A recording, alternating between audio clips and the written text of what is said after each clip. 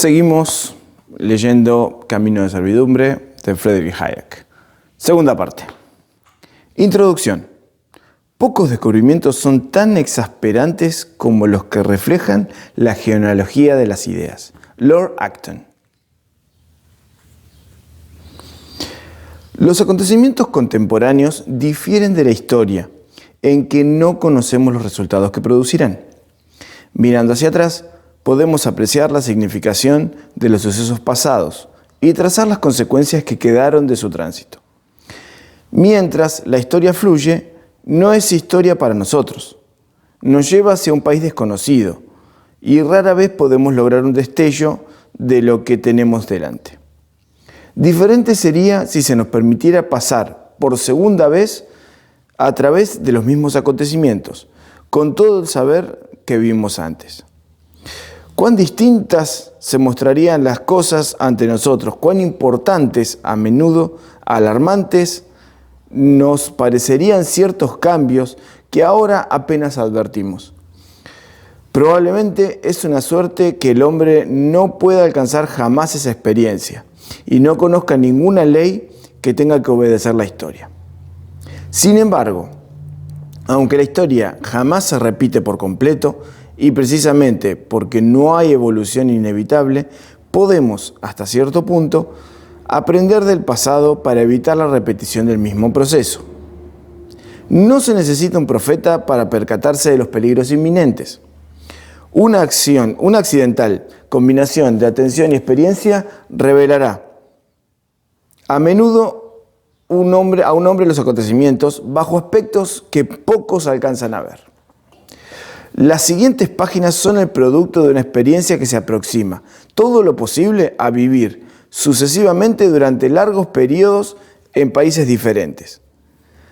Aunque las influencias a las que está sujeta la marcha del pensamiento son, en gran parte, similares, en la mayoría de los países civilizados no operan necesariamente a la vez o a la misma velocidad. Así, trasladándose a otro país, cabe observar 2 veces la evolución intelectual en fases similares. Los sentidos se vuelven entonces peculiarmente agudos. Cuando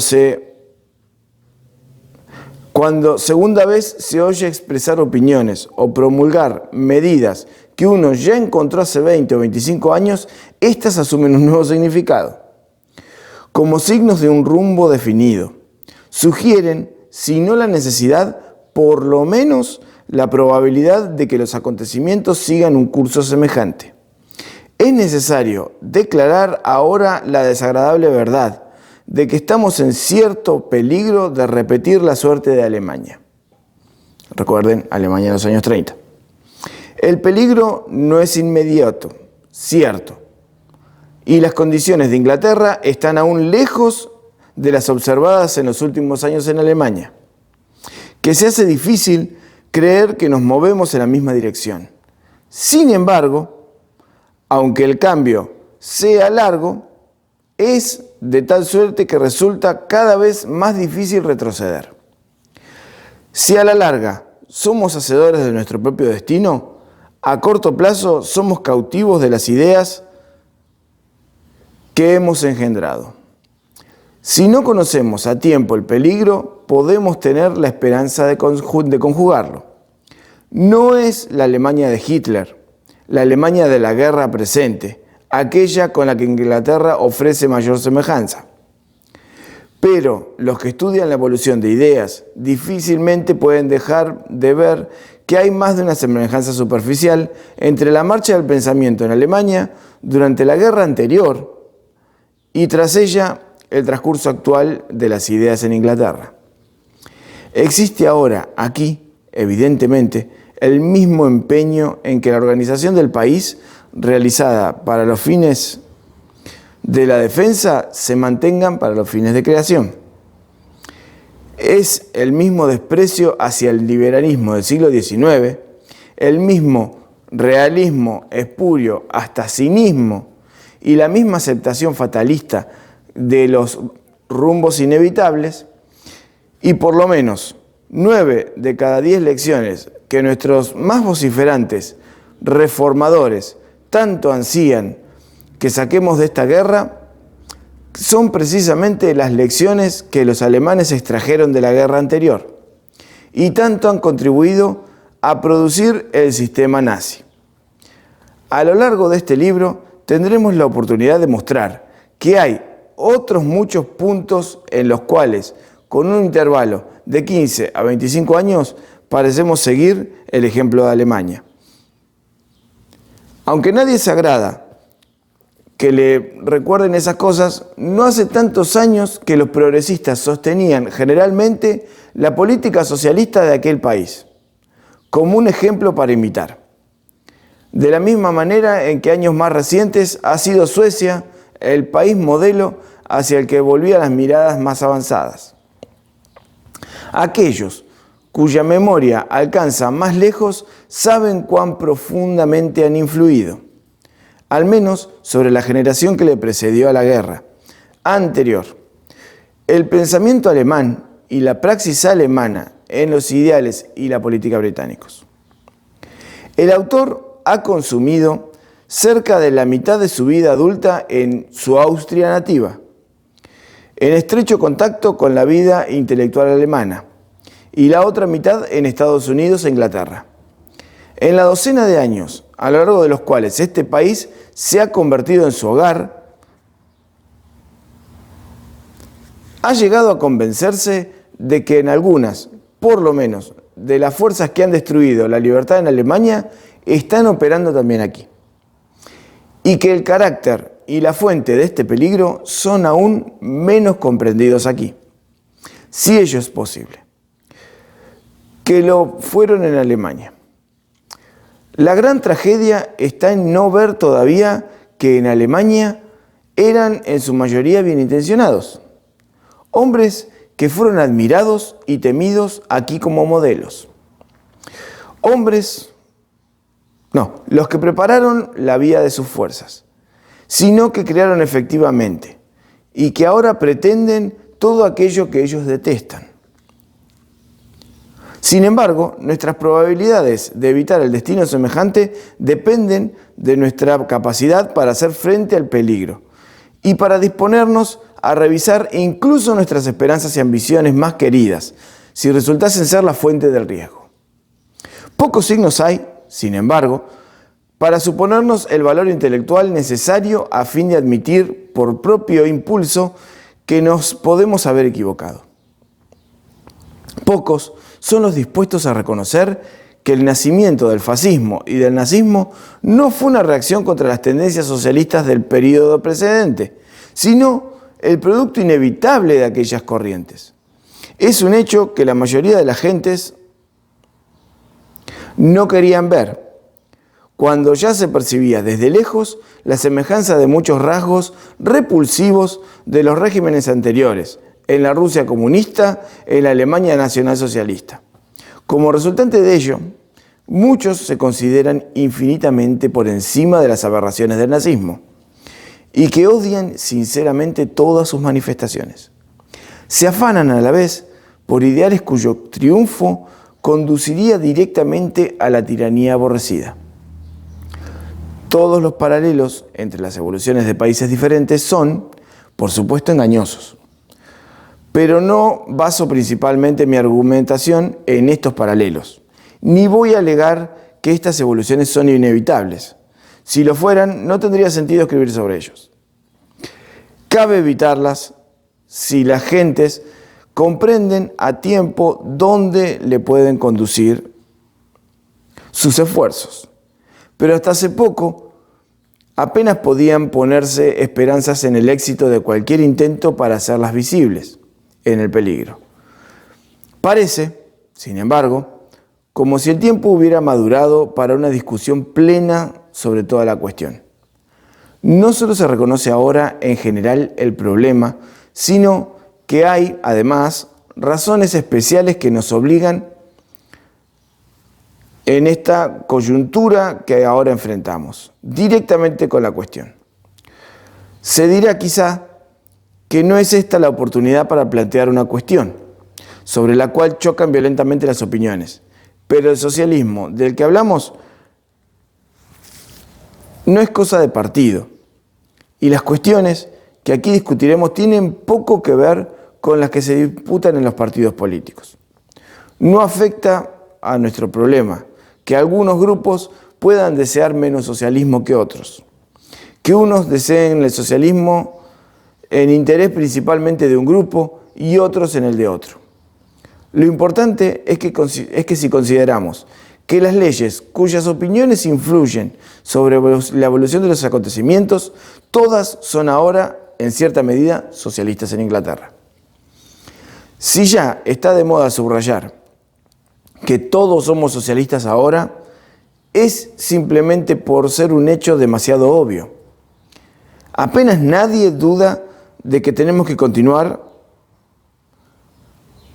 moviéndonos hacia el socialismo. Y la mayor parte de la gente trata tan solo de desviar ese movimiento en interés de un grupo o clase particular. Nos movemos en esta dirección porque casi todos lo desean. No existen hechos objetivos que lo hagan inevitable. Algo diremos acerca de la supuesta inevitabilidad de la planificación, pero lo principal es saber a dónde nos conducirá ese movimiento. Pues si las personas cuyas convicciones le dan ahora tan irresistible ímpetu comenzarán a ver que solo unos pocos adivinan, ¿no es posible que retrocediesen horrorizadas y abandonasen el deseo que durante medio siglo ha movido a tanta gente de buena voluntad? A donde nos conducirá esta común creencia de nuestra generación es un problema no para un partido, sino para todos. Y cada uno de nosotros, para todos y cada uno de nosotros. Un problema de la más trascendental significación. ¿Cabe imaginar mayor tragedia que esa de nuestro esfuerzo por forjarnos un futuro según nuestra voluntad, de acuerdo con altos ideales, y en realidad provocar con ello involuntariamente todo lo opuesto que a ese afán pretende? Hay un motivo todavía más acuciante para desempeñarnos ahora en comprender las fuerzas que han creado el nacionalsocialismo, que ello permitirá comprender a nuestro enemigo y lo que nos estamos jugando. No puede entregarse que sabemos poco acerca de los ideales positivos por los cuales luchamos. Sabemos que luchamos por la libertad, para forjar nuestra vida, de acuerdo a nuestras propias ideas. No es suficiente para darnos las firmes creencias necesarias a fin de rechazar a un enemigo que usa la propaganda como una de sus armas principales, no solo en sus formas más ruidosas, sino también en las más sutiles. Todavía es más insuficiente cuando tenemos que contrarrestar esa propaganda entre la gente de los países debajo su dominio. En otras partes, donde el efecto de la propaganda no desaparecerá con la derrota de las potencias del eje. No es suficiente si deseamos mostrar a los demás que aquello por lo que luchamos es digno de su apoyo. Y no es suficiente para orientarnos en la construcción de una nueva Europa, a salvo de los peligros bajo los que sucumbió la vieja. Es un hecho lamentable que los ingleses, en sus tratos con los dictadores antes de la guerra, no menos que en sus ensayos de propaganda y en la discusión de sus fines de guerra propios, hayan mostrado una inseguridad interior y una incertidumbre de propósitos que solo pueden explicarse por una confusión sobre sus propios ideales y sobre la naturaleza de las diferencias que nos separan del enemigo. Nos hemos extraviado, tanto por negarnos a creer que el enemigo era sincero en la profesión de alguna de sus creencias que compartimos, como por creer en la sinceridad de otras de sus pretensiones. ¿No se han engañado tanto los partidos de izquierda como los de derechas al creer que el nacionalsocialismo estaba al servicio de los capitalismos y se oponía a todas las obras de socialismo? ¿Cuántos aspectos del sistema de Hitler no se nos había recomendado imitar? Desde los lugares más insospechados, ignorando que eran parte integrante de aquel sistema e incompatibles con la sociedad libre que tratamos de observar, que tratamos de conservar. El número de los peligros errores cometidos antes y después de estallar la guerra por no comprender a nuestro antagonista es espantoso. Parece como si no deseáramos comprender la evolución que ha producido el totalitarismo, porque tal entendimiento pudiese destruir algunas de nuestras más caras ilusiones, a las que estamos decididamente aferrados. Nunca tendremos éxito en nuestros tratos con los alemanes mientras no comprendamos el carácter y el desarrollo de las ideas que ahora gobiernan.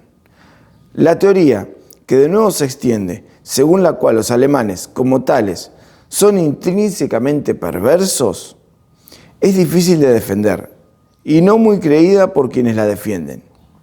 Deshonra la larga serie de ingleses que durante los 100 últimos años han recogido de buen grado lo que habían de mejor, y no solo que había de mejor en el pensamiento alemán. Olvida que cuando hace 80 años John Stuart Mill escribía en su gran ensayo On Livery, obtenía su inspiración más que de ningún otro hombre de dos alemanes, Goethe y Wilhelm von Humboldt. Y olvida que dos de los más influyentes antecesores intelectuales del nacionalsocialismo, Thomas Carlyle y Houston Stuart Chamberlain, eran un escocés y un inglés. En sus formas más crudas, esta opinión deshonra a quienes, al mantenerla, adoptan los peores atributos de las teorías raciales alemanas. El problema no está en por qué los alemanes como tales son perversos, lo que congénitamente no es probable que sea más cierto que aquellos de otros pueblos, sino en determinar las circunstancias que durante los últimos 60 años hicieron posible el crecimiento progresivo y la victoria final de un conjunto particular de ideas, y las causas de que a la postre esta victoria haya encumbrado a los elementos más perversos. Odiar simplemente todo lo alemán en lugar de las ideas particulares que dominan a los alemanes es, además, muy peligroso, porque ciega contra una amenaza real a los que caen en ellos. Es de temer que con frecuencia esta actitud sea tan solo una especie de evasión, nacida de la repugnancia a reconocer tendencias que no están confinadas en Alemania, y de la existencia de examinar de nuevo, si es necesario, a desechar creencias que hemos tomado de los alemanes y que nos tienen todavía tan seducidos como los alemanes les tuvieron. Ello es doblemente peligroso, porque la opinión de ser tan solo peculiar la maldad de los alemanes, lo que ha producido el sistema nazi, puede ser muy bien convertirse en la excusa para imponernos las instituciones. Las instituciones que verdaderamente han producido aquella maldad. La interpretación del rumbo de los acontecimientos en Alemania e Italia que se brinda en este libro es muy diferente a la que han dado la mayor parte de los observadores extranjeros y la mayoría de exiliados en aquellos países. Pero si esta interpretación es correcta, explicará también por qué a las personas, como a la mayoría de los exiliados y los corresponsales en el extranjero de los periódicos ingleses y americanos, que sostienen opiniones socialistas que ahora predominan, les es casi imposible ver aquellos acontecimientos en su perspectiva propia. La superficial y errónea opinión de que solo ve en el nacionalsocialismo una reacción fomentada por todos aquellos que sentían privilegios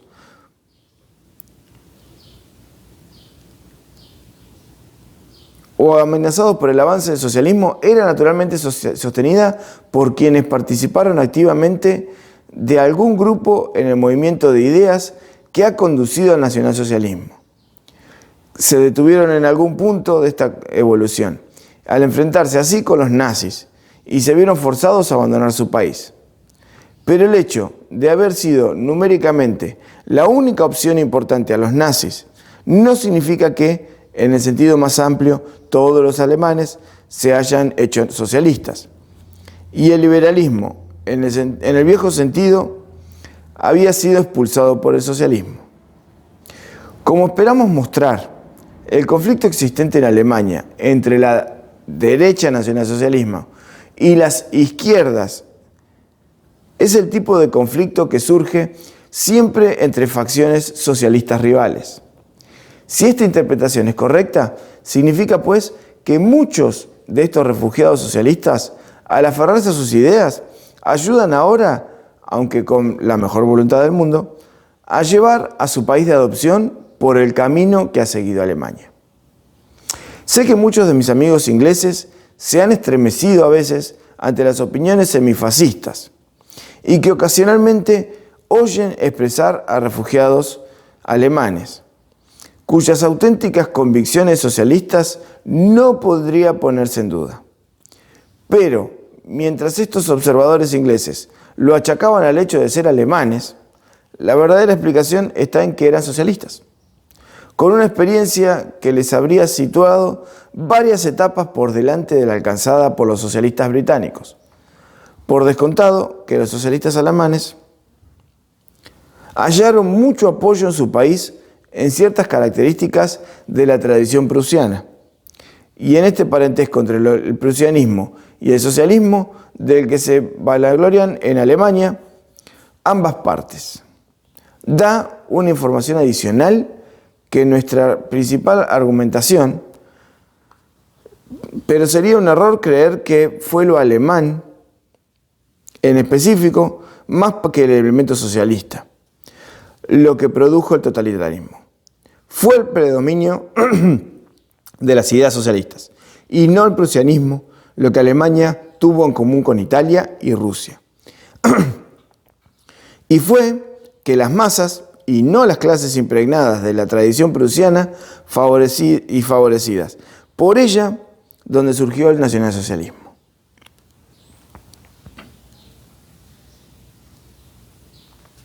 Capítulo 1. El camino abandonado. Un programa cuya tesis fundamental no estriba en el sistema de la libre empresa orientada hacia el beneficio, haya fracasado en esta generación, sino que no ha sido todavía intentado. Friedrich Roosevelt.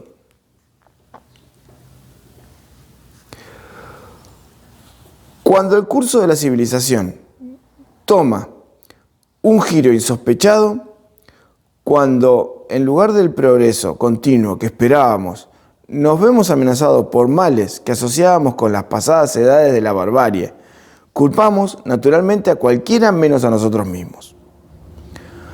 ¿No hemos trabajado todos de acuerdo con nuestras mejores luces y no han trabajado incesantemente muchas de nuestras finas inteligencias para hacer de este un lugar mejor? ¿No se han dirigido todos nuestros esfuerzos y esperanzas hacia una mayor libertad, justicia y prosperidad? Si el resultado es tan diferente de los propósitos, si en lugar de disfrutar libertad y prosperidad nos enfrentábamos con esclavitud y miseria, ¿no es evidente que unas fuerzas siniestras deben haber frustrado nuestras intenciones, que somos víctimas de alguna potencia maligna, la cual debe ser vencida antes de reanudar el camino hacia las cosas mejores?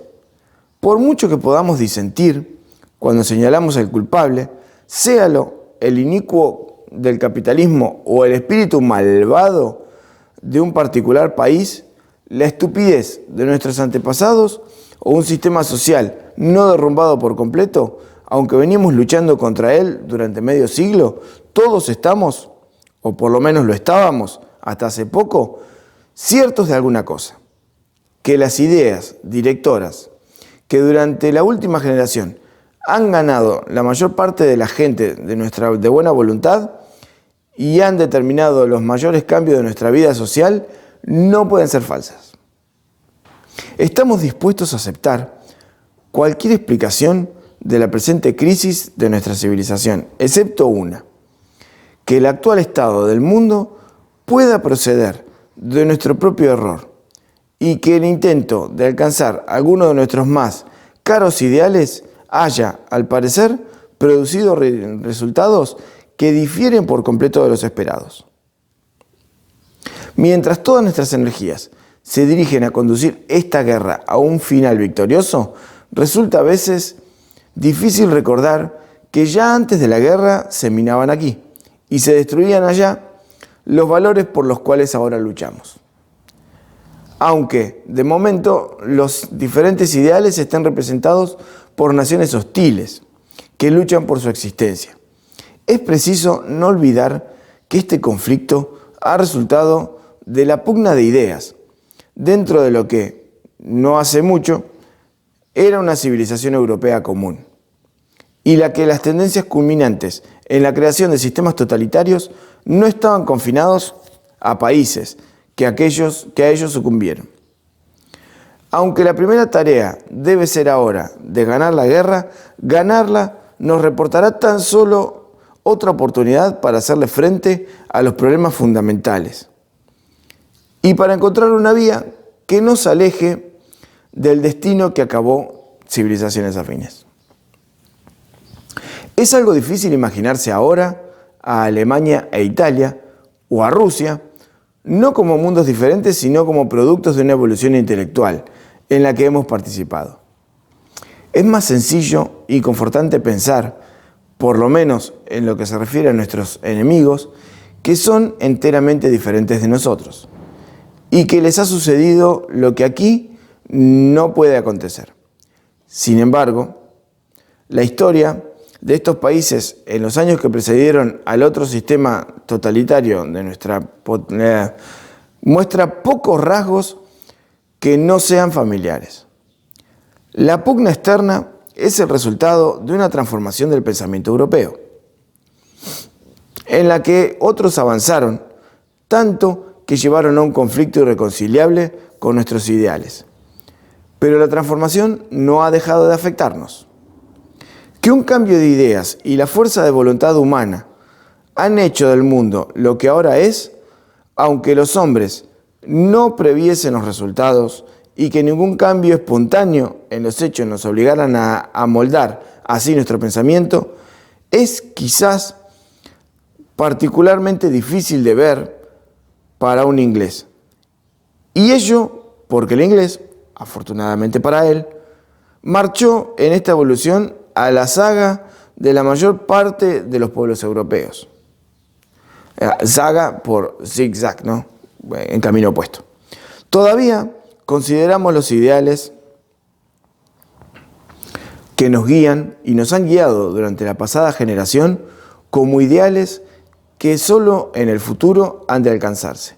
Y no vemos hasta qué punto han transformado ya en los últimos 25 años no solo el mundo, sino también a Inglaterra. Todavía creemos que hace muy poco estábamos gobernados por lo que se llamaba vagamente las ideas del siglo XIX o el principio del laissez-faire. En comparación con algunos otros países y desde el punto de vista de los impacientes por apresurar el cambio, puede haber alguna justificación para esta creencia.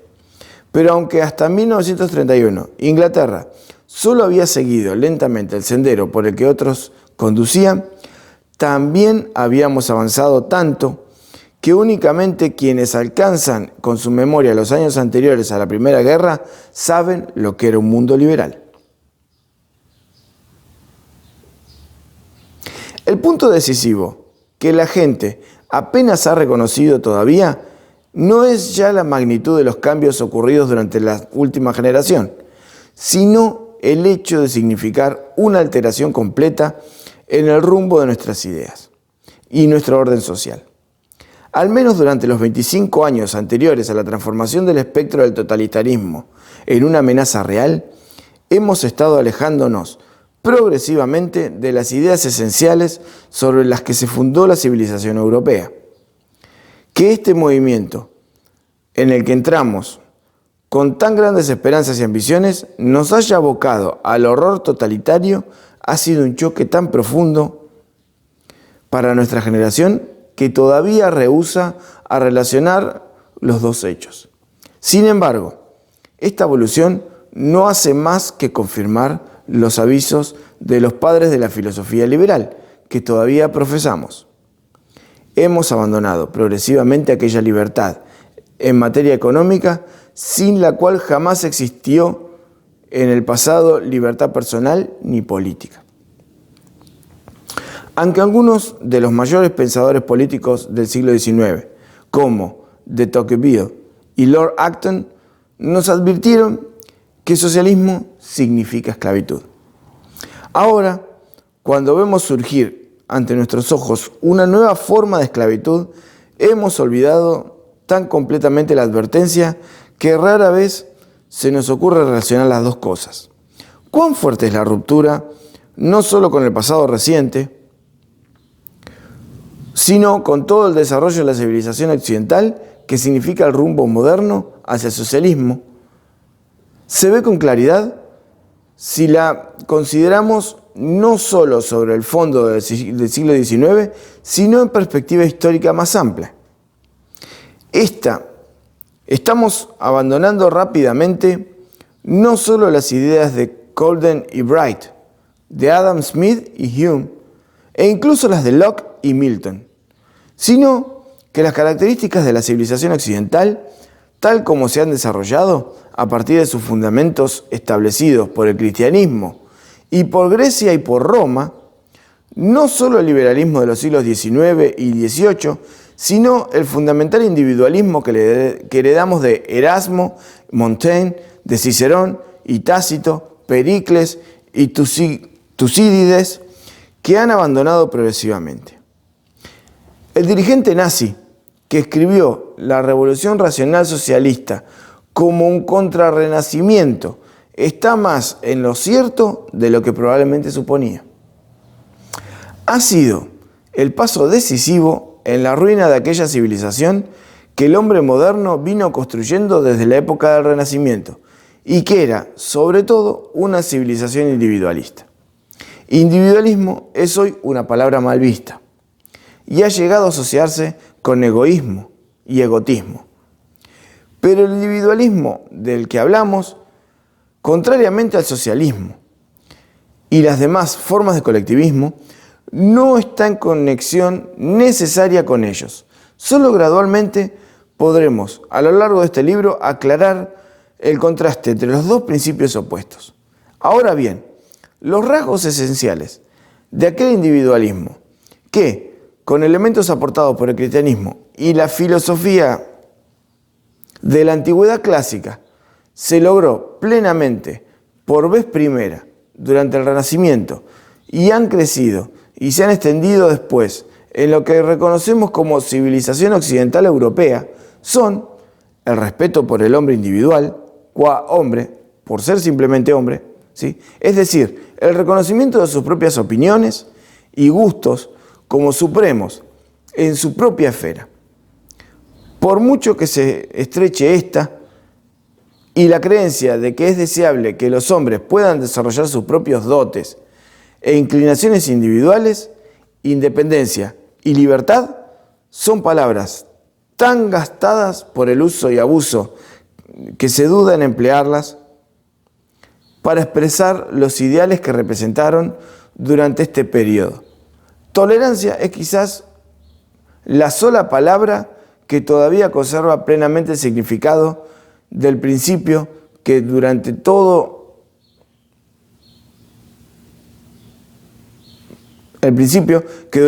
este periodo floreció y que solo en los tiempos recientes ha decaído de nuevo hasta desaparecer por completo con el nacimiento del Estado totalitario.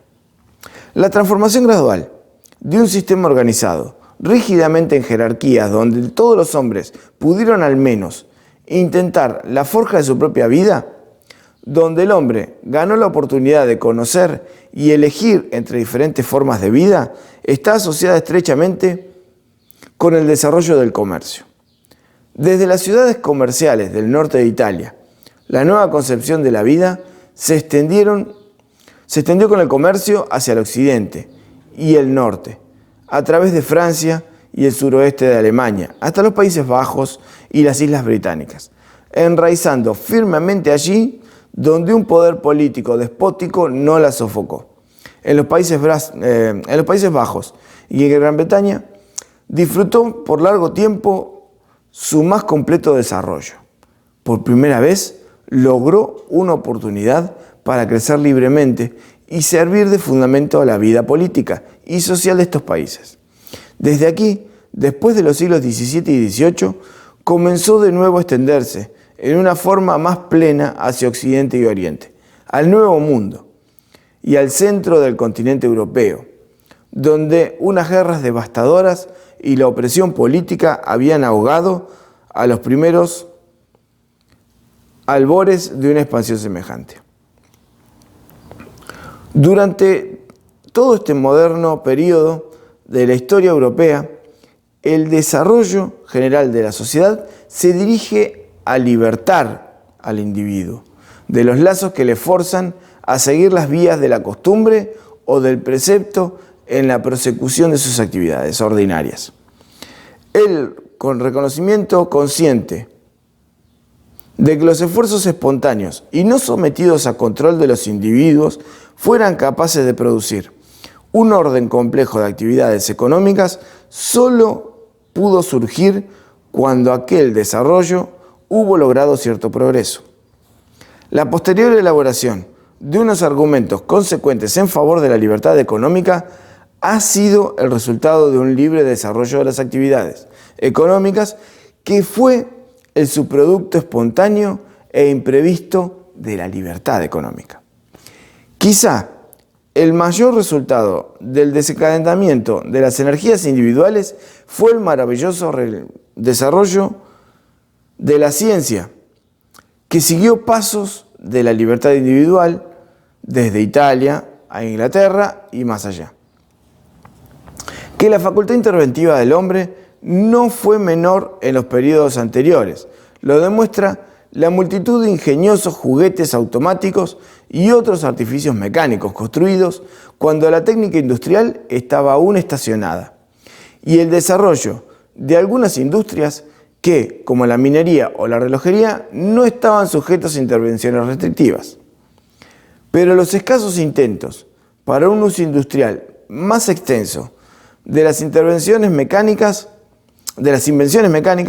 algunas extraordinariamente avanzadas, fueron pronto cortados, y el deseo de conocimiento quedaba ahogado cuando las opiniones semejantes obligaban a todos.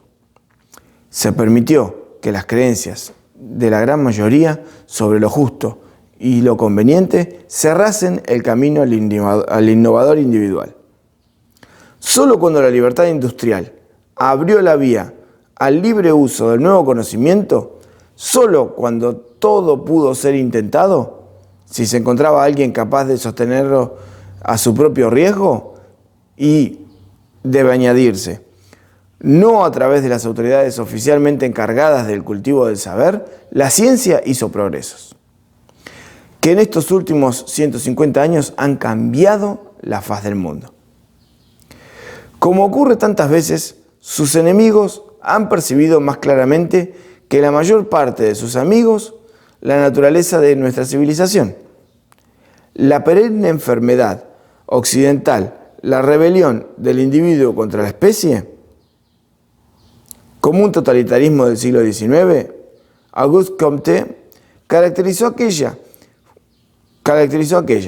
Fue precisamente la fuerza que construyó nuestra civilización, lo que en el siglo XIX añadió al individualismo del período precedente fue tan solo la extensión de la conciencia de libertad a todas las clases y el desarrollo sistemático y continuo de lo que habían crecido a brotes y al azar en su difusión en Inglaterra y Holanda, a la mayor parte del continente europeo.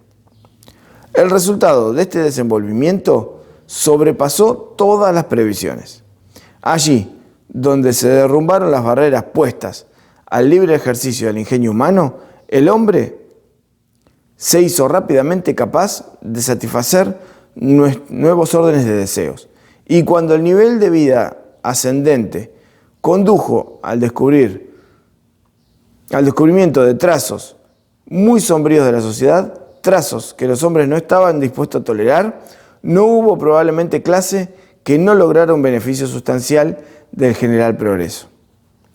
No podemos hacer justicia a este asombroso desarrollo si lo medimos por nuestros niveles presentes, que son el resultado de este desarrollo, y se hacen patentes ahora muchos defectos. A fin de apreciar lo que significó para quienes en él tomaron parte, tenemos que medirlo con las esperanzas y deseos que los hombres alimentaron en su comienzo.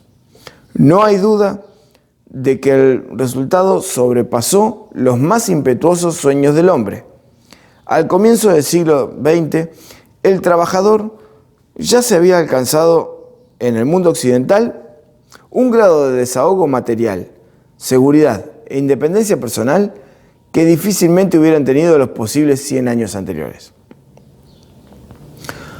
Lo que en el futuro se considerará probablemente como el efecto más significativo y trascendental de este triunfo es el nuevo sentimiento de poder sobre el cual el propio destino, la creencia en las ilimitadas posibilidades de mejorar la propia suerte, que los triunfos alcanzados que crearon los hombres. Con el triunfo creció la ambición, y el hombre tiene todo el derecho a ser ambicioso. Lo que fue una promesa estimulante ya no pareció suficiente. El ritmo del progreso se consideró demasiado lento, y los principios que habían hecho posible este progreso en el pasado comenzaron a considerarse más como obstáculos, que surgía suprimir un progreso más rápido, que como condiciones para conservar y desarrollar lo ya conseguido. No hay nada en los principios básicos del liberalismo que hagan de este un credo estacionario. No hay reglas absolutas establecidas de una vez y para siempre. El principio fundamental, según el cual, en la ordenación de nuestros asuntos, debemos hacer todo el uso posible de las fuerzas espontáneas de la sociedad y recurrir lo menos posible que se pueda a la coerción. Permite una infinita variedad de aplicaciones. En particular, hay una diferencia completa entre crear deliberadamente un sistema dentro del cual la competencia opere de manera más beneficiosa posible y aceptar pasivamente las instituciones tal como lo son. Probablemente nada ha hecho tanto daño a la causa liberal como la rígida insistencia de algunos liberales en ciertas toscas reglas rutinarias, sobre todo en el principio de la laissez-faire. Y, sin embargo, en cierto sentido, era necesario e inevitable. Contra los innumerables intereses que podían mostrar los inmediatos y evidentes beneficios que a algunos les producían las medidas particulares, mientras el daño que éstas causaban era mucho más indirecto y difícil de ver, nada fuera de alguna rígida regla había sido eficaz. Y como se estableció indudablemente una fuerte presunción en favor de la libertad industrial y la tentación de presentar esta como una regla sin excepciones, fue siempre demasiado fuerte para resistir a ella.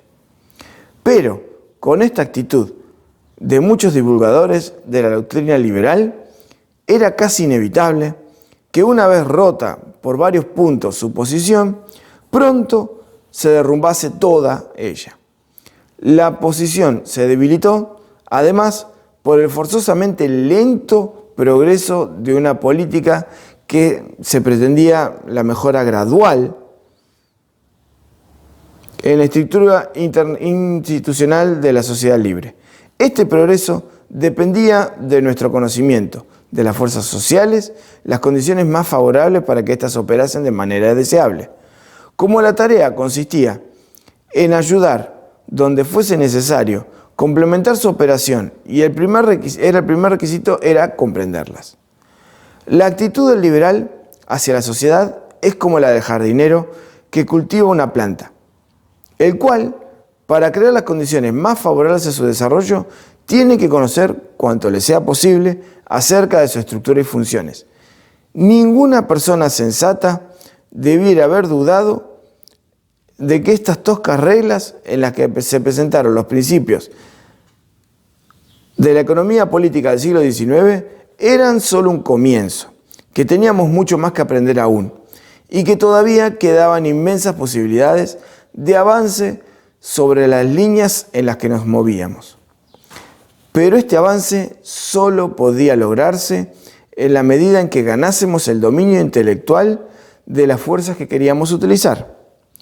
Existían muchas evidentes tareas, tales como el manejo del sistema monetario, la evitación o el control del monopolio, y aún muchísimas más, no tan evidentes pero difícilmente menos importantes, que emprender en estos campos, pero las cuales proporcionaban, sin duda, a los gobiernos enormes poderes para el bien y para el mal. Y era muy razonable esperar que con un mejor conocimiento de los problemas hubiésemos sido capaces algún día de usar con buen éxito estos poderes. Pero como el progreso hacia lo que se llama comúnmente la acción positiva era por fuerza lento, y como para la mayoría y como para la mejoría, el liberalismo tenía que confiar grandemente en el gradual incremento de la riqueza que la libertad procuraba, hubo que luchar constantemente contra los proyectos que amenazaban este progreso. Llegó a ser considerado como un credo negativo, porque apenas podía cada individuo, más que una participación en el progreso común, un progreso que cada vez se tuvo más por otorgado, y que dejó de reconocerse como el resultado de la política de la libertad. Pudiera incluso decirse que el éxito real del liberalismo fue la causa de su decadencia.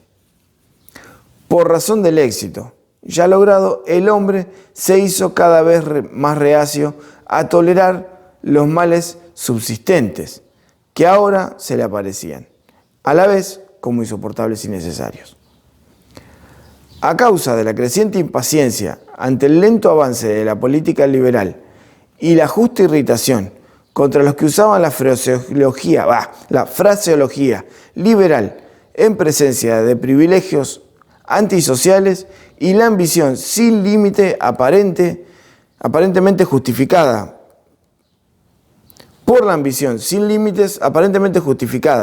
por las mejoras materiales logradas hasta entonces, sucedió que al caer el siglo, la creencia de los principios básicos del liberalismo se debilitó más y más. Y lo logrado vino a considerarse como una posición segura e imperecedera, adquirida de una vez y para siempre.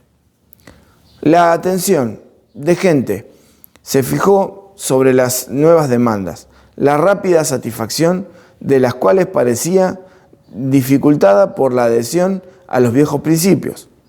Se aceptó cada vez más que no podía esperarse un nuevo avance sobre las viejas líneas dentro de la estructura general que hizo posible el anterior progreso, sino mediante una nueva y completa modelación de la sociedad. No era ya cuestión de ampliar o mejorar el mecanismo existente, sino de raerlo por completo. Y como la esperanza de una nueva generación vino a centrarse sobre algo completamente nuevo, declinó rápidamente el interés por el funcionamiento de la sociedad existente y la comprensión de su mecanismo, al declinar el conocimiento sobre el modo de operar el sistema libre. Decreció también nuestro saber acerca de lo que es de su propia existencia depende.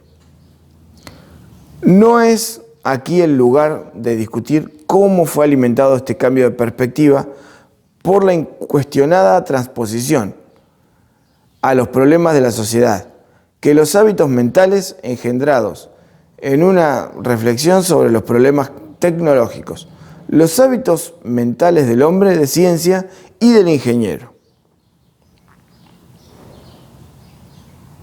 ni a discutir cómo estos tendieron a la vez a desacreditar los resultados del anterior estudio de la sociedad. No se adaptaban a los prejuicios y a imponer ideales de la organización una esfera que no le eran apropiados.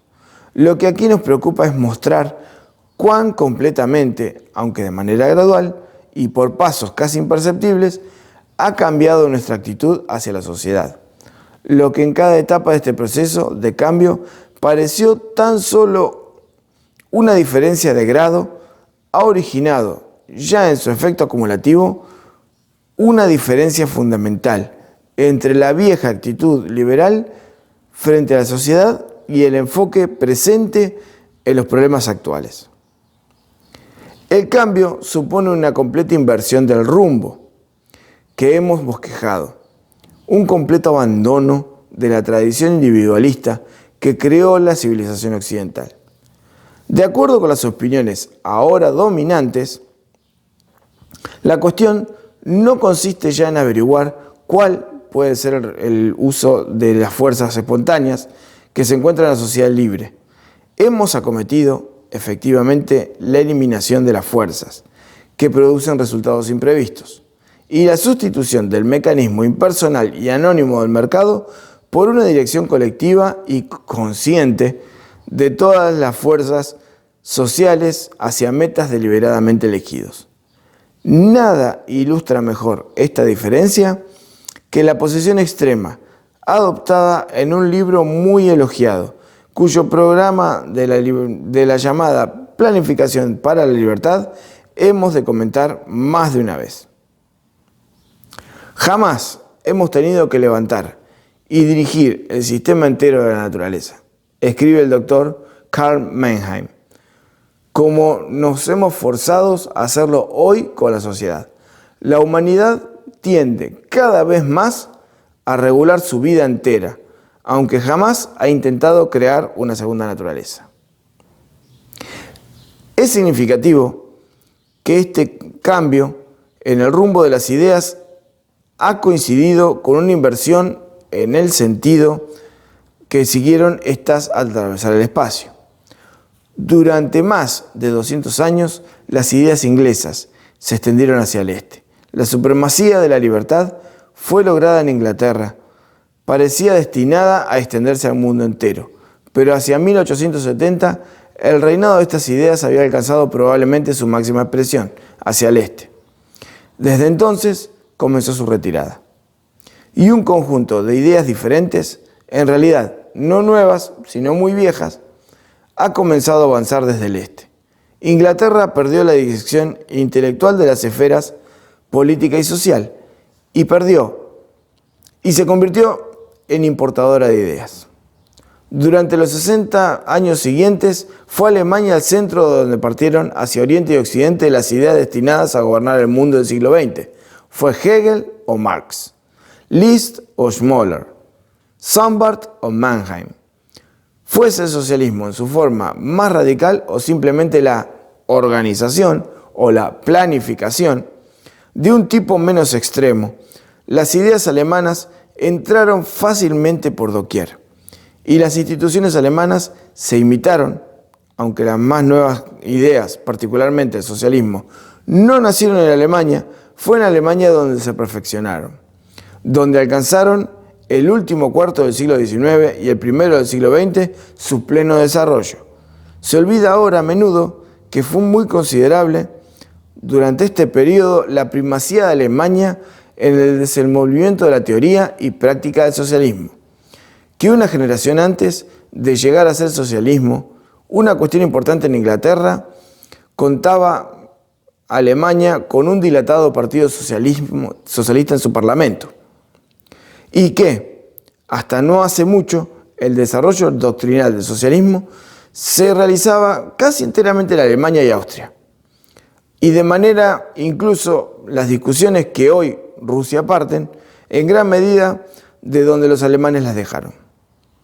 La mayoría de los socialistas ingleses ignoran todavía que la mayor parte de los problemas que comienzan a descubrir fueron minuciosamente discutidos por socialistas alemanes hace mucho tiempo. La influencia intelectual que los pensadores alemanes fueron capaces de ejercer sobre el mundo entero, durante este periodo descansó no solo en el gran progreso material de Alemania, sino, más aún, en la extraordinaria reputación de los pensadores y hombres de ciencia alemanes habían ganado durante los últimos 100 años. Cuando Alemania llegó, una vez más, a ser miembro cabal e incluso rector de la civilización europea común. Pero pronto sirvió esto para ayudar a la expansión, desde Alemania, de las ideas dirigidas contra fundamentos de esta civilización. Los propios alemanes, o al menos aquellos que extendieron estas ideas, tuvieron plena conciencia del conflicto. Lo que había sido común, herencia de la civilización europea, se convirtió para ellos, mucho antes que los nazis, en civilización occidental, pero occidental no se usaba en el viejo sentido de occidente, sino a significar occidente del Rin. Occidente, en este sentido, era liberalismo y democracia, capitalismo e individualismo, libre cambio y cualquier forma de internacionalismo o amor a la paz. Más, a pensar, este mal disfrazado de desprecio de un cierto número cada vez mayor de alemanes hacia aquellos frívolos ideales occidentales, o quizás a causa de ello, los pueblos de Occidente continuaron importando las ideas alemanas, hasta que se vieron llevados a creer en que sus propias convicciones anteriores eran simplemente racionalizaciones de sus intereses. De sus intereses egoístas. Que el libre cambio era una doctrina inventada para extender los intereses británicos y que los ideales políticos de Inglaterra de todo el mundo habían pasado de moda irremediablemente y eran cosa de vergüenza. Hasta aquí llegamos, terminamos el capítulo 1. Nos vemos la próxima con el capítulo 2. Bienvenidos al Garage One for All. Muchas gracias y nos vemos en la próxima.